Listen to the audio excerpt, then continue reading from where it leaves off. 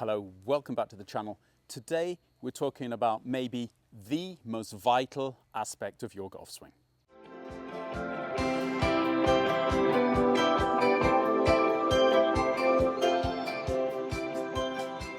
So if you've been following me over the last couple of weeks and months, you know I spent an awful lot of time explaining how you turn your hips, where your hips should be at the moment of impact, how you turn your shoulders and where they should be at the moment of impact in order to keep enough pressure on the handle and to keep enough control over the golf club. But there's one other vital piece of information which is missing there, and that is the work of the hands and wrists in your golf swing. Without understanding exactly how the hands and wrists deliver the club face to the golf ball, you are not going to be able to control the ball flight.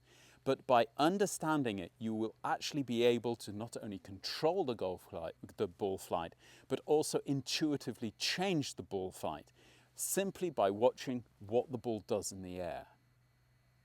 So, I hear you say, how do we do this, Jonathan? Well, it's all very simple and all very difficult. It's going to be simple because I'm going to try and explain it to you in the simplest manner possible. I know that when you listen to a lot of videos and read a lot of books, they talk about a lot of technical jargon that nobody understands. So I'm going to try and make this as simple as possible. The first thing you've got to basically understand is just the range of movements available to your hands and your wrists. And they are the following. First of all, if I just take my lead hand and hold it out towards you, I can rotate my lead hand towards the target and I can rotate it away from the target. Rotating it towards the target would close the club face.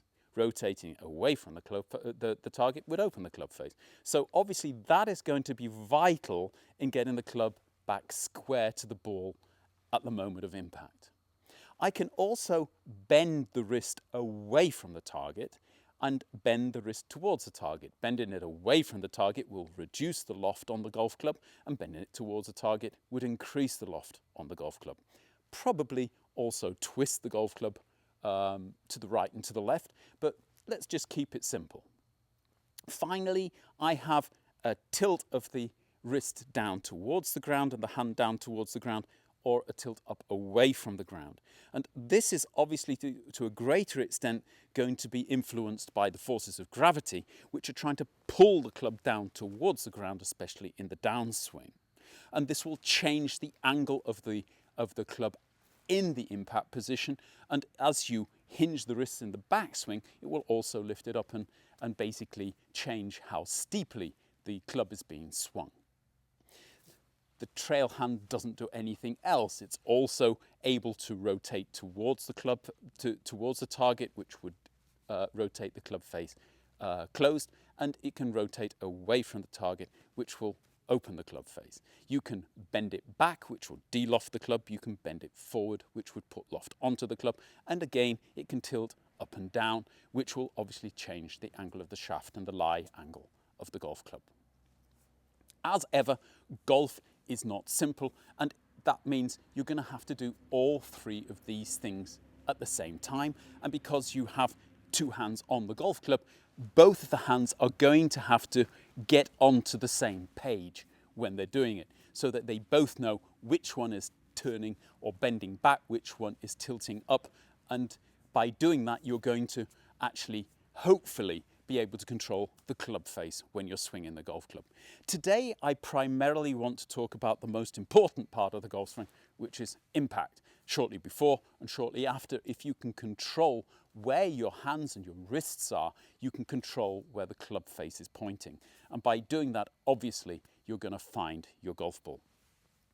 So the very first thing to do is to basically get a feeling for what is actually happening when these things occur.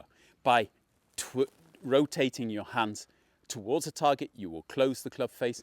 Rotate your hands away from the target, you will open it. Bend your wrists back away from the target. You can see you're de-lofting the golf club. Bend them towards the target and you're putting loft on the golf club. Bend them down, you're making the club steeper. Bend them up, you're making the club flatter. Although when we actually take a backswing, you can see bending up makes it steeper and bending it down would make it flatter. As we're talking about impact, we also have to understand that the impact position is slightly different for every club in the bag, simply because of the way that the clubs are built and the ball position that you're using.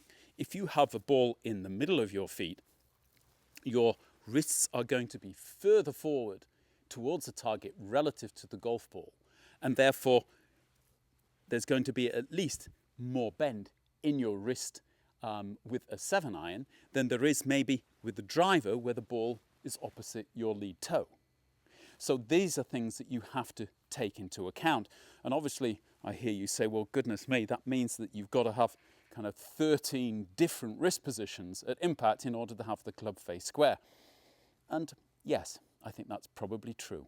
However, fortunately, you are such a talented thing as a human being. You are able to do this and make very, very quick corrections just based on ball flight.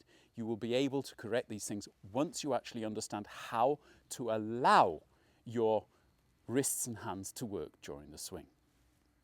So what I'd like you to do first of all is just basically stand up and hold your lead hand out in front of you.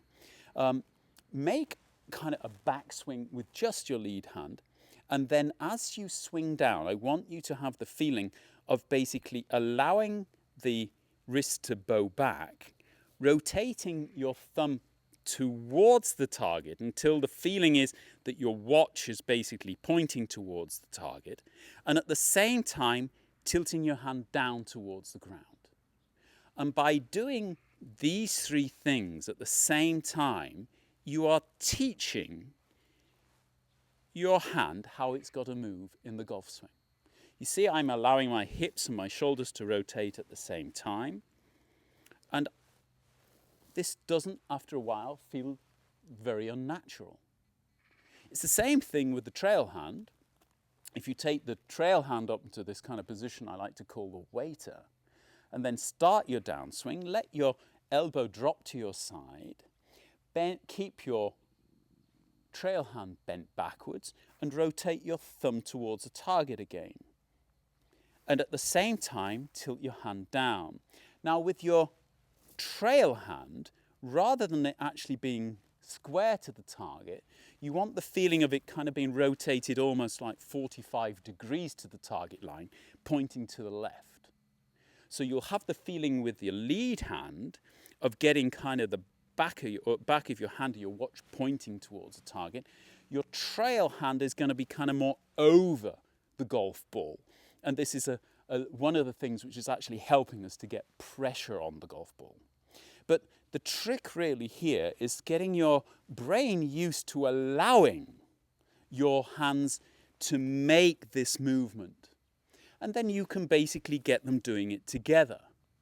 So a lot of times it's not a bad idea to take a medicine ball or something in your hand and do it with a ball in your hand.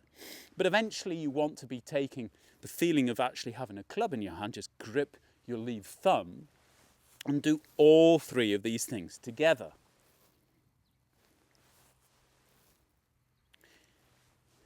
Once that seems to be a little bit more intuitive, then you can take the club in your hand. Now, depending on your grip, you're going to come to a slightly different position. And I don't want to go into too much detail about grip today, but more or less to say you want to try and find out what your hands have to do for the grip that you're using at the moment.